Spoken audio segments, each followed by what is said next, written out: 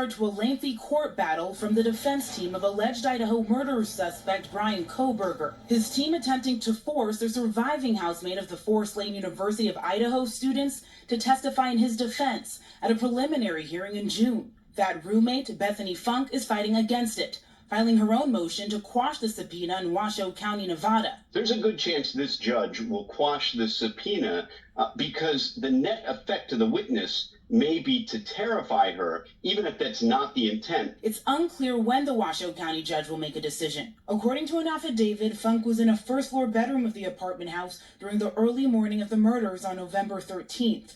A criminal investigator for Kohberger's defense writes that Funk has information that is, quote, exculpatory to the defendant, and adds it's, quote, unique to her experiences and cannot be provided by another witness. NBC News reached out to Kohberger's attorney, but has not received a response. He has yet to enter a plea for his June 26th hearing. Funk was ruled out as a suspect early on, police say, and her lawyers say the defense's claims are without support. They also argue the court does not have the authority to summon a Nevada witness to Idaho for a preliminary hearing. She would potentially have to stay for the duration of Kohberger's trial. One reason the defense may want to call this witness is they have some reason to believe that she'll testify inconsistently with what she's told police in the past. If that were to happen while she's under oath, that would be a really big benefit to the defense because now they'll have something to cross-examine her with at trial. Funk and the other surviving roommate, Dylan Mortensen, have not spoken publicly about the case, but honored their fallen friends in letters read by a pastor at a church vigil. They all lit up any room they walked into and were gifts to this world.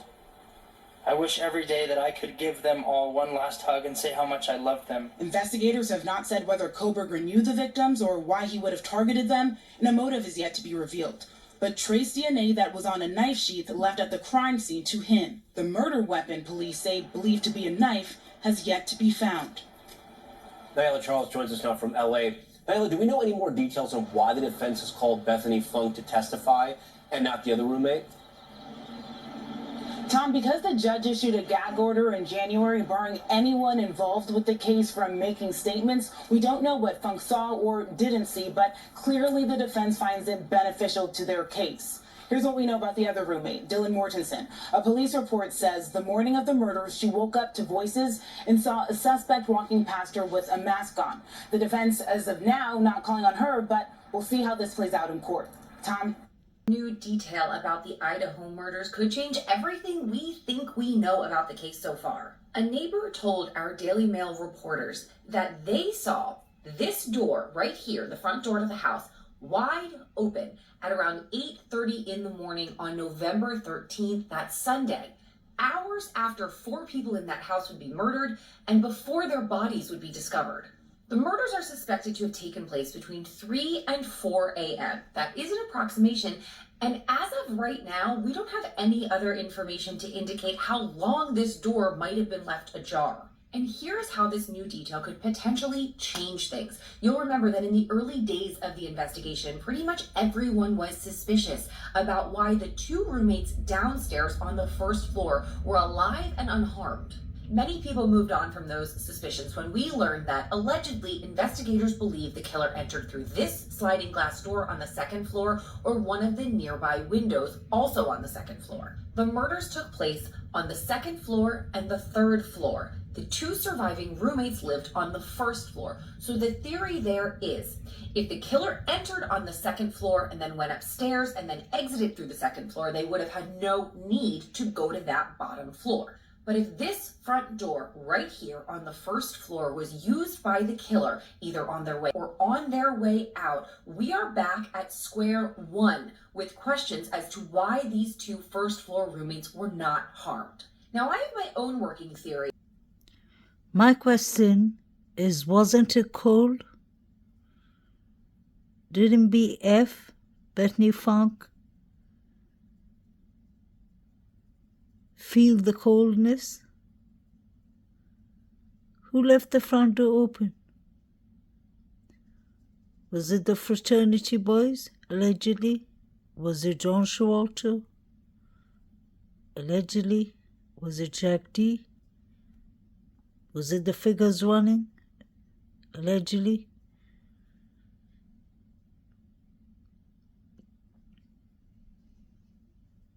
Katie's sister, Elvira, clearly said that they did everything right.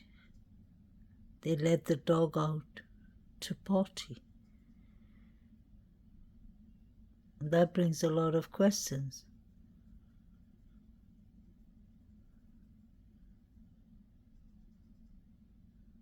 Could it be possible when Kaylee and Maddie walked inside the house, they were attacked and they ran out? Because Maddie, his black coat, is behind the bushes near Taylor Avenue. That would make sense.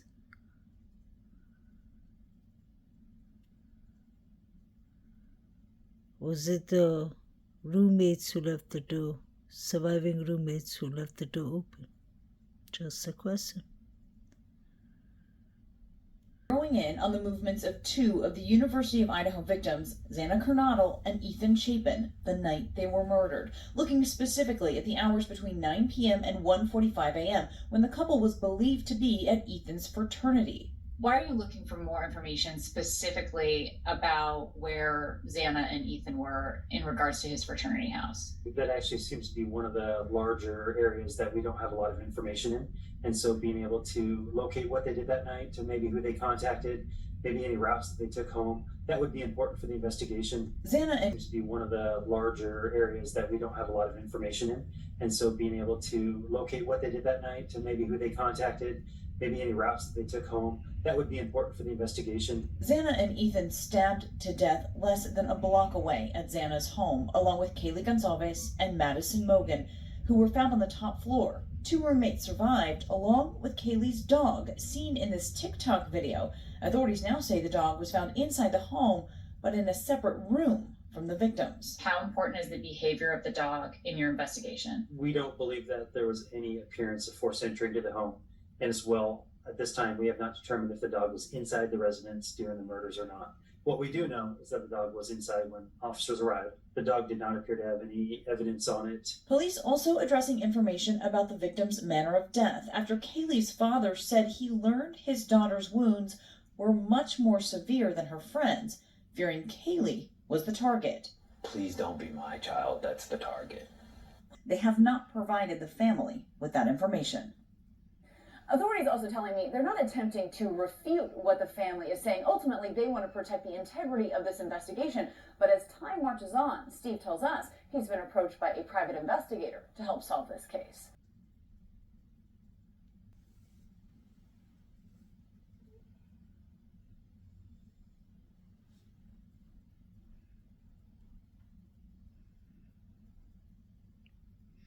Why isn't Jack D in the picture? Or was it just a mother-daughter moment?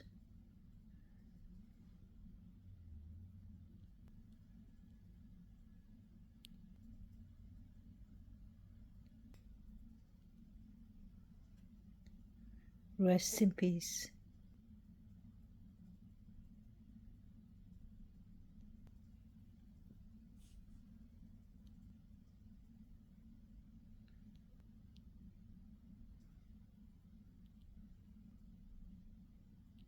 Could any of these gentlemen be involved? I wonder who they are. One is Hunter Chapin, his brother. The guy with the afro is his friend. But who's the one on the left? The blonde one. I think this is the Sigma Chi. So, yeah, it's we really appreciate it more than we can show right now. So I was Maddie's boyfriend, and she brought me closer to Xana and Kaylee. I knew Xana actually before Maddie, and I met Kaylee through Maddie, and I just, like, they always were amazing to be around. Just Xana was always so energetic and happy and just a beautiful soul. And Kaylee was always so strong and driven, just kind and really genuinely cared about everyone.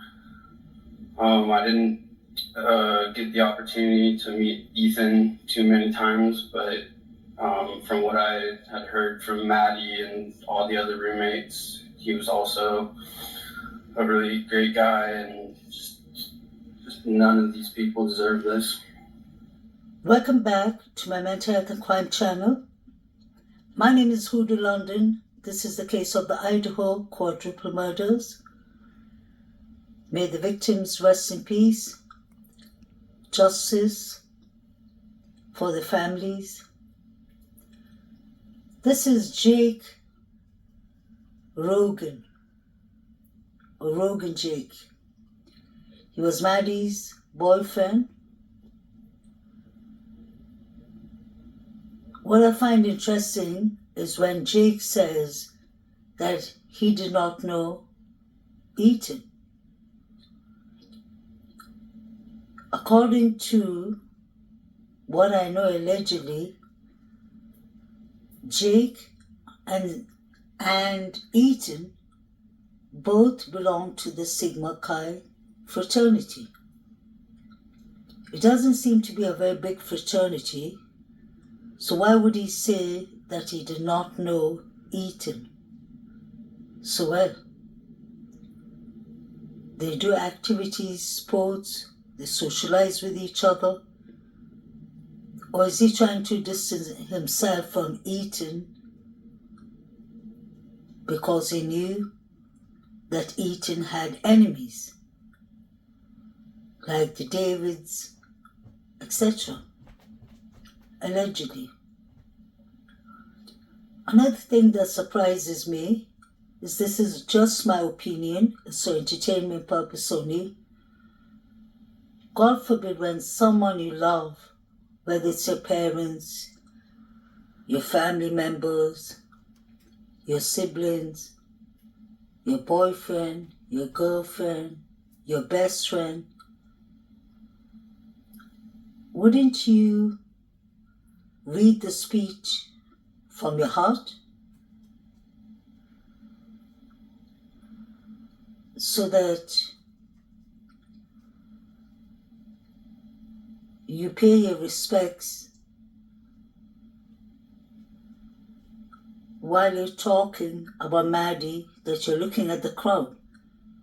But for some reason, it seems to me that Jake is really focused on reading what has been written. I find it interesting that allegedly in the 4chan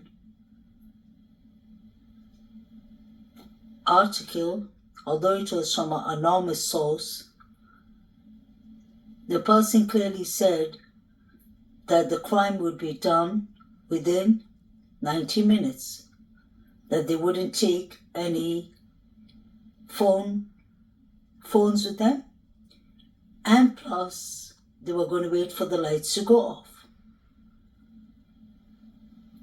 The 3 targets was unfortunately Maddie, Ethan and Xana. They said Kaylee was just there. What is interesting in the 4chan article is the person said that Jake Rogan, or Rogan Jake, is going to play his part of grieving and being Maddie's boyfriend. So I have a couple of questions. Where was Jake that night? He wasn't at the grub truck. We didn't hear he was in the corner club. Was he at the Sigma Chi party? Did he see the fight between Ethan and the other guys, allegedly?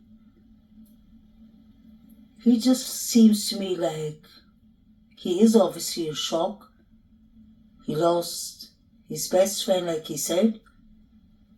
his girlfriend.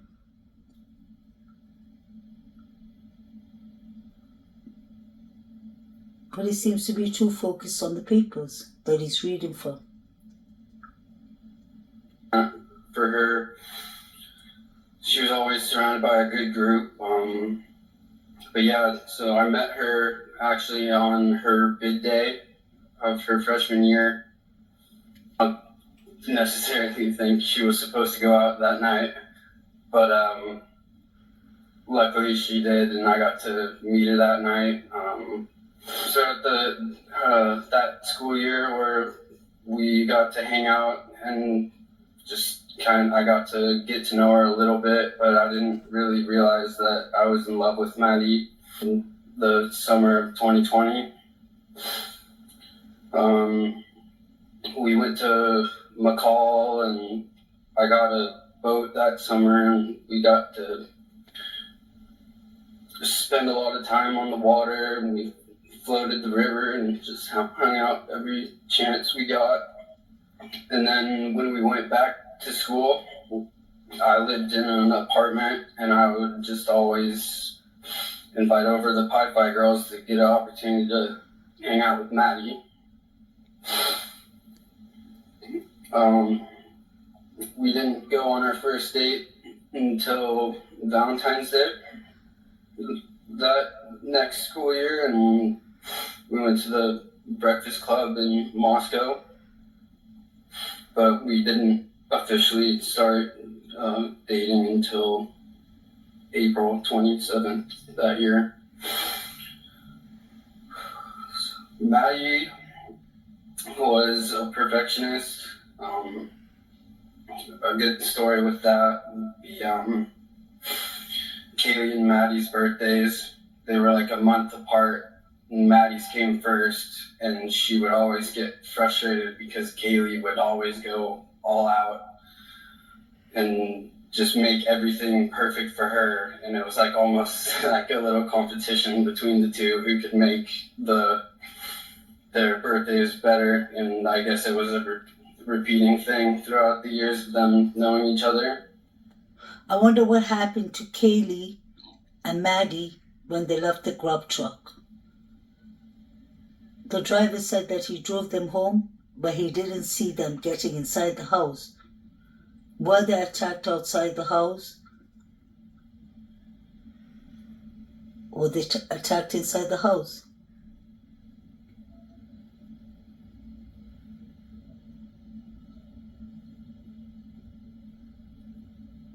Why did Kaylee come back? Is the question. I've heard many people saying that Dylan called her and asked her to come back, but that's speculations. It's not a fact. I believe someone definitely called her and told her to come back, since it's her last days before she's going to move to Austin. Where was Jack D that night? Both these young girls were calling him around 10 times. Why didn't he answer? He just lives 2 minutes, 1 minute away from them.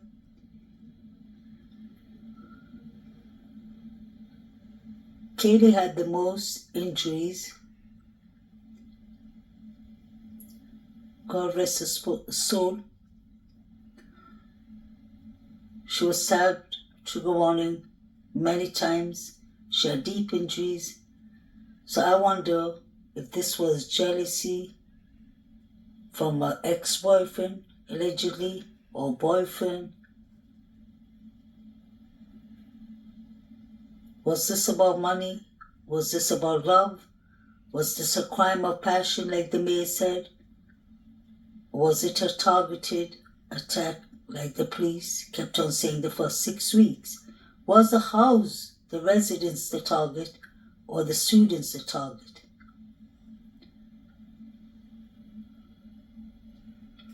Why did it seem like everyone in the grub truck was plotting against these two beautiful young women? May they rest in peace. This picture to the left is allegedly DM wearing the pink mask. At times I heard she was wearing the black mask, but it was her boyfriend, Quinn Kelly, allegedly wearing the black mask. The night the girls and Ethan were unlived, this picture circled around social media, the one with the black mask. Apparently, somebody saw him around the areas of Kings Road.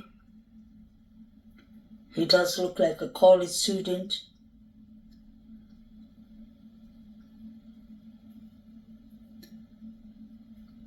So Dylan owns masks. She owns knives, trigger warning. You've seen that in many pictures. I wonder why it took 8 hours for them to call the police. Was it a cover-up? Was it a stage scene? And what was the relationship like for the roommates sharing the house?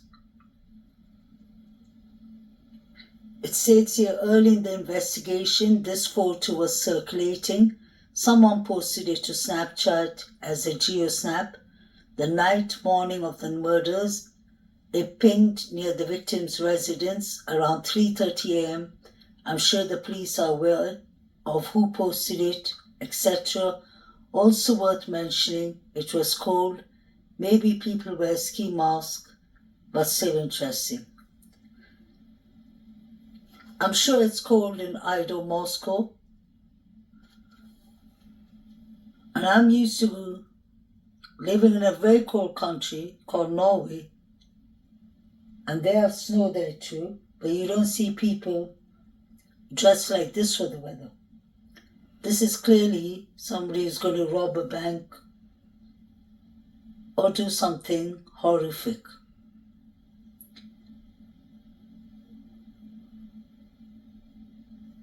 Could this have been the person Dylan allegedly saw?